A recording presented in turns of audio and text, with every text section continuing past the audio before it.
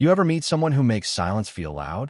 The night wind over the Blackwater cliffs did most of the talking, whistling through radio towers, flapping torn billboard cloth, rattling empty soda cans. But the quiet around the new contractor felt engineered. The guys in Raven team clocked her soft boots, the threadbare field jacket, the faint scar under her left ear like a pale comma. Judgment came fast. Temp labor. Scope polisher. She didn't correct them. She just asked, conversational, what's the barometric pressure at sea level tonight? Call sign she gave the admin was Kestrel. No rank. No service record anyone could find. She flipped a coin, dented brass with a falcon emblem sanded nearly flat, then caught it without looking, like a metronome for nerves. Why a coin? Why the scar? Why the quiet? And why did a woman whose resume was basically vapor ask about pressure before pouring coffee? Hang on. The answer is wrapped up in a night most of us still hear when the base generators click off. And because you're already wondering, no, this isn't one of those a cousin of a friend told me campfire tales. I was there, try to remember which pocket I'd stuffed my courage into while the wind tried to repossess my hat. This story has jokes because that's how we cope, but the edges are sharp. If you need them rounded, find a different channel. If you want the truth wrapped like a gift, stick around. There's a bow on this, but it's tied in blue cord and smells like rust. Quick heads up. What looks like a random coin in a stranger's hand is sometimes a map, a metric, a promise. And sometimes it's just a coin. Tonight, it would be all three. Cue the thunder, dim the lights, and tell your anxiety to take a number. We're going up the hill in the rain. The op sounded simple on the slide deck. Recon an abandoned coastal observatory crouched on volcanic cliffs. Confirm or deny a weapons transfer rumor. Extract before midnight. Storm rolling in. Crosswinds messy. No biggie, right? Raven team. 6 operators, 1 radio tech, and our new scope polisher stepped from the transport van into air that tasted like salt and battery acid. Street cats ghosted between derelict shacks. Far below, surf pounded basalt like artillery practicing rhythm. Stay tight, said Lieutenant Halberd, chewing nerves into gum. Echo pattern. Kestrel, your floating rear. The smirks wrote their own captions. Kestrel didn't float. She drifted. The way fog drifts, there, then not, then exactly where it needs to be. She tapped the air with 2 fingers, felt it like a blind pianist mapping keys. Pressure's dropping, she murmured. Wind will shear at the saddle. Don't silhouette on the dish. Copy meteorology witchcraft, muttered Sanchez, the point man. He wasn't cruel, just busy staying alive. Little stuff kept not adding up. Kestrel's pack looked light, yet when she sat, it sounded heavy. She taped her right ring finger, then stopped her own breathing for 5 beats and smiled. That coin never left her palm. Falcon flatted by thumb, edge notched like it had stories. And once, when the lightning blinked the landscape bright, I saw the coin's backside, a star and 3 letters. AV. The brief said observe and report. The weather said bring a boat and a therapist. You can plan a lot, but you can't negotiate with wind. Hear that? Kestrel asked. We heard waves. No, the gaps between them. The way she said it made me listen differently. Silence is data if you treat it right. Below, a freight yard slept wrong, lights on in the wrong places. Tell me that doesn't scream decoy, Malik said. Kestrel pointed at the dish's shadow, stretching uphill opposite the breeze. Tonight, she said, shadows will lie for you if you let them. The road to the observatory was a spine of cracked concrete, with guardrails missing like teeth. Fog came in sheets. The radar dish stood above us like a moon made of junk. Somewhere below, a generator coughed. Thermals? Halberd asked. Cold city, said Malik on the tablet, then frowned. Nope, hot spots. 3. Moving. Maybe goats. Goats don't wear radios. We knew that even before the laser pinged the tarmac beside Sanchez's boot with a playful green dot. Everyone froze. Green turned to red. Red meant found you. Drones, Kestrel whispered. Laser designators. Cheap ones wobble at the edges. See it? We didn't. She did. If they can paint us, they can walk a mortar in. We bail. I asked. We finish, Halberd said, jaw going granite. Clock's ugly already. We split, 2 to the dish, 2 to the admin block, 2 watching the switchback road that zigzagged to the sea. Kestrel went where no one asked, up. She hooked a line into crumbling rebar, climbed like gravity owed her money, and vanished into scaffolding shadows. Overcome, she was a whisper. Breath in 4. Hold. Shoot between. Between what? Sanchez hissed. Heartbeats, she said. He laughed, because what else do you do when a storm and an unknown walk you toward a cliff? The smell shifted. Ozone wet copper. Halberd did a last gear check and pretended not to stare at Kestrel's hands. She flexed each finger slow. Who taught you to climb like that? I asked. Gravity, she said. She's strict but fair. We traded 3 bad jokes and a few better ones. Then the laser dust showed up like a rude magic trick. It licked fog into a red tube, aimed right at us. Heads down or heads off, Halberd snapped. Decision made. Kestrel breathed and like she'd been waiting her whole life for that. Cut to black? Not yet. The real cut was 30 meters above, where a stranger we didn't trust yet was trading oxygen for seconds. It broke fast. A flare screamed up and burst white. Wind flattened it sideways, dragging harsh light over us like cops yanking a bedsheet. Muzzles woke in the fog, strobing teeth. First volley took the paint off a rusted pickup and the nerve off half her squad. Down! Down! Halberd shoved me behind a cement pylon while rounds snapped by. Hot bees with bad manners. Malik's tablet died, antenna clipped. The radio coughed static, then a jammed tone. Somebody on the other side owned the air tonight. A motorbike pack howled on the switchback. Headlights vanished under tarps to kill their tell. Smart. From the admin block, Sanchez grunted. Tripwire. No detective false path. He dove, swore, laughed again because he always laughed when it got stupid. Then something new cut the mix, a single report. Not thunder. Not spray. A syllable of steel. One man dropped at the edge of the dish, body folding like an argument ending. Who's shooting? I asked. We are, Halberd said, even though he wasn't. Up top, among broken catwalks, the night had grown a set of eyes. Another shot. The laser on the tarmac winked out. Drone operator eating dirt he'd never taste again. Kestrel, that you? No reply. Just a third punctuation mark. The recoilless rifle that had been chewing the wall near us went mute, its crew suddenly 2 men short of a team. I crawled. The ground didn't mind.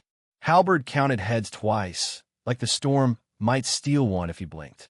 Above, metal creaked questions only she could answer by making gravity a cosigner on her plan.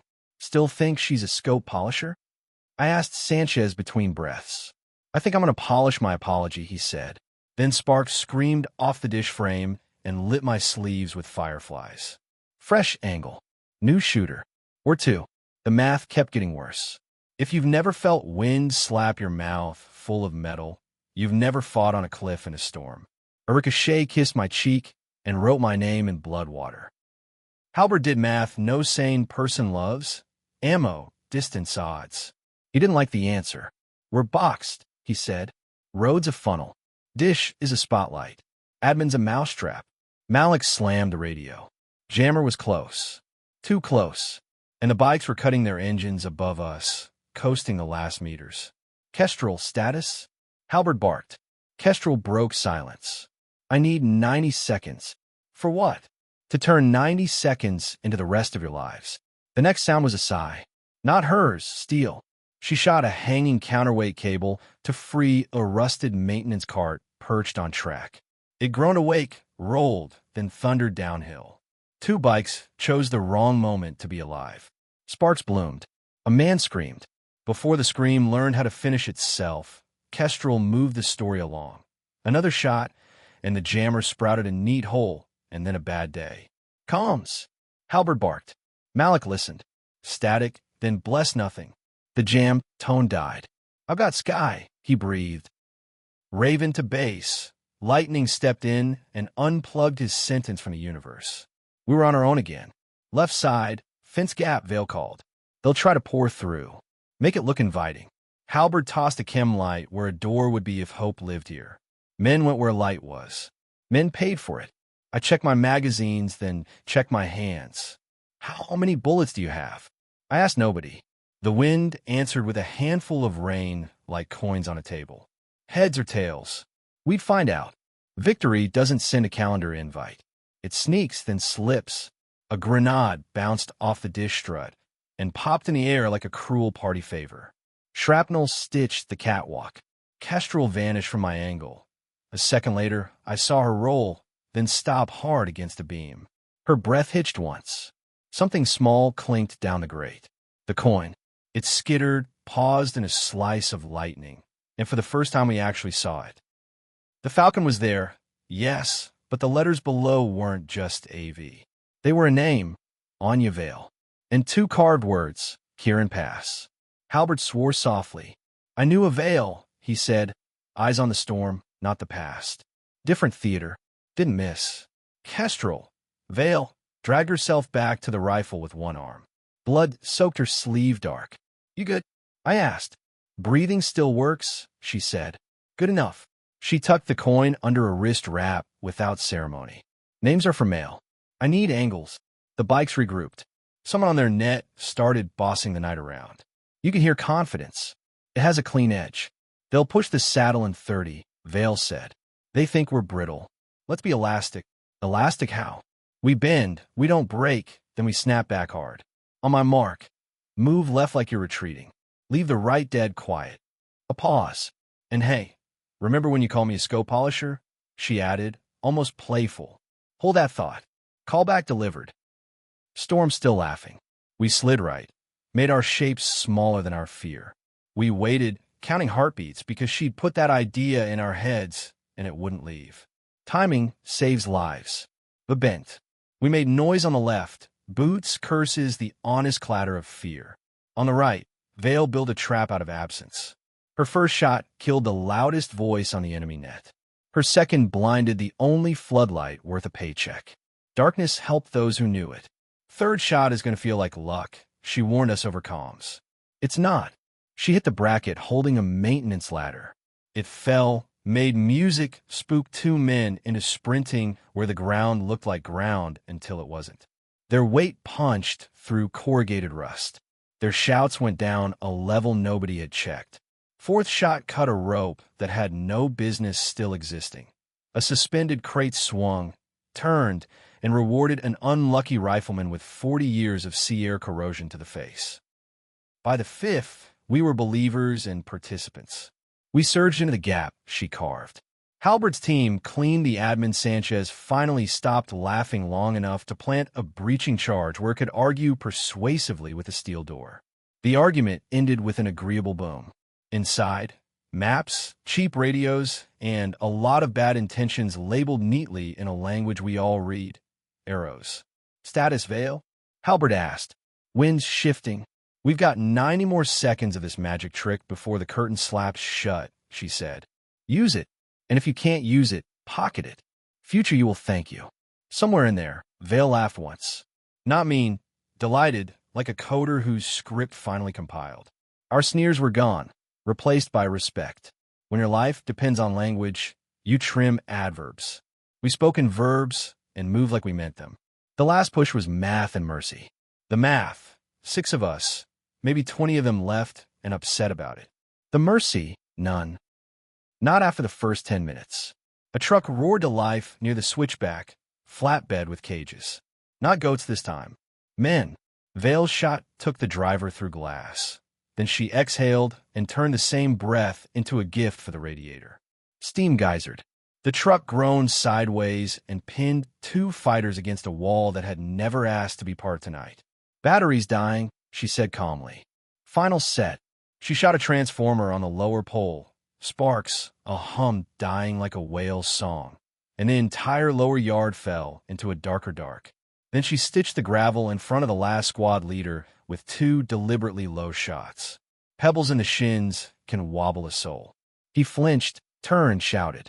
His men hesitated exactly long enough for Sanchez to appear in the space where a ladder had been 5 minutes ago and edit the conversation. 2 breaths later the yard was ours. Not clean, not pretty. Ours. Kestrel, status, Halbert said again, gentler this time. Silence. Then, I'm present and accounted for. I'm also done borrowing this catwalk. It wants its metal back. She wasn't kidding. The catwalk groaned, then gave up a panel. We saw her drop. We also saw the rope catch. She swung, vanished behind the dish, and did not reappear. Rain arrived late to its own party, washing smoke into slick black streams. Base finally called us like we were friends again. Evac in 5. Bring souvenirs. We gathered what intelligence hadn't perforated. The bikes were scrap. The radios were cheap and loud about it. Vali. I asked the wind. It answered with salt and the far project manager's sigh of waves hitting rock. On the skeleton of a tree near the dish, someone had knotted a short length of blue cord, a climber's tail, through a brass coin punched with a hole. The falcon stared at nothing. On the back, new scratches joined the old. AV/keep going. She left your lucky piece, Halberd said. Nah, I said, and threaded it onto the antenna of Malik's newly resurrected radio like a pennant. She left a reminder. We exfilled with the storm, chewing our van, and Sanchez finally out of jokes. 30 minutes later, the observatory lights guttered as the generator drowned on its own oil, and the cliff took back the night. If you're thinking that sounds like an ending, cute. It wasn't. Back at the hangar, the air tasted like fuel and relief. We just sat on ammo cans and let our bones vote to keep going. Thompson, quiet, competent, sleeves soaked, zipped and wrapped what needed wrapping. Halberd held the coin for a minute, thumb over the letters, then handed it back to the hook on the radio. Public trophy, he said. Private lesson. Sanchez started to apologize to a person who wasn't there, then apologized to the coin instead. Symbolic efficiency. Weeks turned into rumor. Someone in the Alpine frontier told a story about an unseen shooter threading shots through snowfall to peel a siege off a clinic. A peacekeeper convoy swore a shadow hand plucked a drone from the sky over the Gobi with a single round into its optic. A raider boss in a river delta started wearing a welding mask after his designated marksman's scope exploded inward. The calling card wasn't a card. Sometimes it was a blue climber's tail knotted into rebar. Sometimes a brass casing polished bright, standing on its base like a tiny trophy. Once someone found a chalk line on a wall, breathe. Between, if you've been in uniform long enough, you learn that stories travel faster than orders. By the time our report crawled through channels, the coin had already showed up on a chalkboard drawing halfway across the planet, circling a doodle of the skyline. Someone had written, "Find the wind and you'll find her." Speculation did what speculation does. Was she ex-mill? A contractor who quit contracting? A myth built out of 5 people's best night threaded together? Intel analysts love patterns. They build a little shrine of data points, angles, calibers, weather records. They found a curve that showed up in snow, desert heat shimmer, and harbor fog, a signature in the negative space. What mattered to us was simpler. People we cared about walked away more often in places where someone like Vale might be watching. Call it luck if that makes the paperwork easier. We called it grace with a muzzle brake. Here's the part that messes with you at 3 a.m. Nobody pinned a medal to that coin. No ceremony. No viral photo of a salute at sunset. Just a physics lesson turned into a creed. Breath, hold, decide, act, disappear. You don't have to believe in guardian angels to believe in people who refuse to wait for permission to do the right thing. Remember Sanchez and the scope polisher joke? He taped a dime to his stock after that night. For balance, he said. Truth was, it was to remember the taste of being wrong and the relief of being alive anyway. Embarrassment is a decent teacher if you let it graduate into respect. Me? I started carrying a tiny notebook with tide times, moonrise, and the barometer scribbled like a weather nerd's diary. Because here's the other lesson. The world tells you what it's about to do if you listen with your skin. Kestrel did that. Vale did that. Maybe they were the same person. Maybe not. The method wasn't secret. Pay attention, then make meaning, then move. Real talk. Courage isn't loud. Courage is the quiet decision to show up in the worst wind and make order out of chaos, one necessary action at a time. Vale didn't care about being the best shot. She cared about being the right shot. There's a difference.